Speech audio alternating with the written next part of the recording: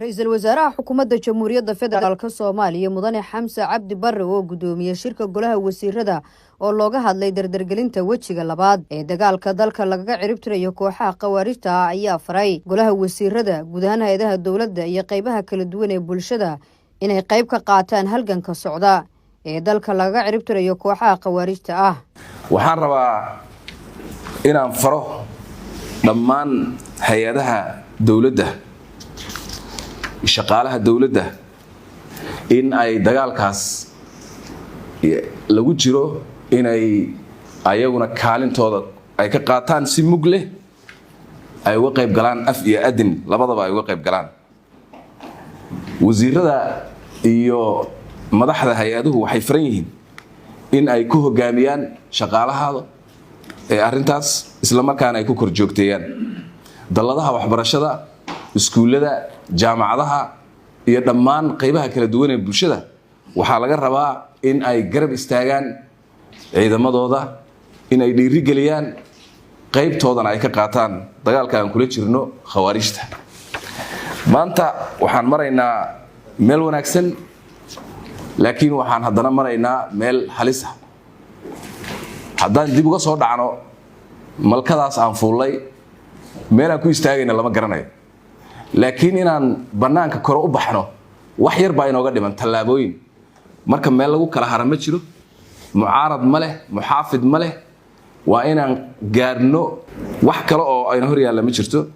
golaha ayaa warbixin ku saabsan howlgallada socda ka dhageystay taliyaha ciidanka xoogga dalka Soomaaliya Janaal Ibrahim Sheekh Muxyidiin Cadow oo tilmaamay inuu socdo dagaal lagaga sifaynayo qawaarijta deegaanada ay kaga harsan yihiin gobolada dhexe ee dalka. waxaa sidoo kale bogaadinayaa ciidamada amniga ee geesiyaasha ee meel walba oo dalkeena ka mid ah maanta ka wada jihaadka ka dhanka ah khawaarijtaas. waxay sameynayaan taariikh cusub oo qalin dahab lagu qorayo waxayna mar labaad dib u xoreynayaan Soomaaliya oo ay gumaysi ku hayaan khawaarij aan waxba reebaynin oo aan aqeedada dalkani uu leeyahay dadkani ay leeyihiin iyo dalkay leeyihiin iyo karaamada ay leeyihiin baabiyay.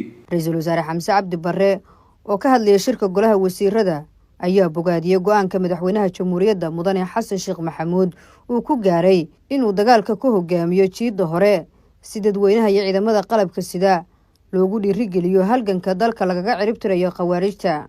waxaan ku bilaabayaa inaan bogaadiyo tallaabada geesinimada leh hogaaminta leh ee uu qaaday madaxweynaha Jamhuuriyadda Federaalka ee Soomaaliya. hogaamiyaha dhabta ahi waa midka u sahamiyo dadkiisa u soo arka rug iyo baro ku habboon inay degaan kadibna si xirfadaysan oo xikmadaysan ugu hogaamiya si ay ugu gaaraan iyagoo nabada. waana mid ay muuqato inuu madaxweynuhu maanta ku dhaqaaqay. waa oday runtii Soomaaliyeed oo aan Soomaaliya ka lahayn wax dan ah oo aan ka ahayn inuu arko dalkiisa oo xor ka ah 5 bilyan oo deyn ah oo in fara badan oo kamid ah ay deyntaas lacagtaas ay tahay ribo korsaar ah oo dalkan iyo jiilashiisa dambaba culays ku ah. inuu arko dadkiisa oo ka xoroobay xor ka ah gumaysiga khawaarijtu ay ku hayaan muddada dheer. inuu arko dadkiisa oo xor ka ah qabyaaladda duleysatay isla markaana u jihaystay dhinaca midnimada iyo israaca iyo walaaltinimada. inuu arko dalkiisa oo yeeshay dastuur daa'ima oo degan iyo deganaansho siyaasadeed iyo inuu arko dalkiisa oo hormaray dhaqaale ahaan iyo bulsho ahaan intaba iyo ugu dambaysta inuu arko dadkiisa iyo dalkiisa oo sharaf ku dhexleh caalamka.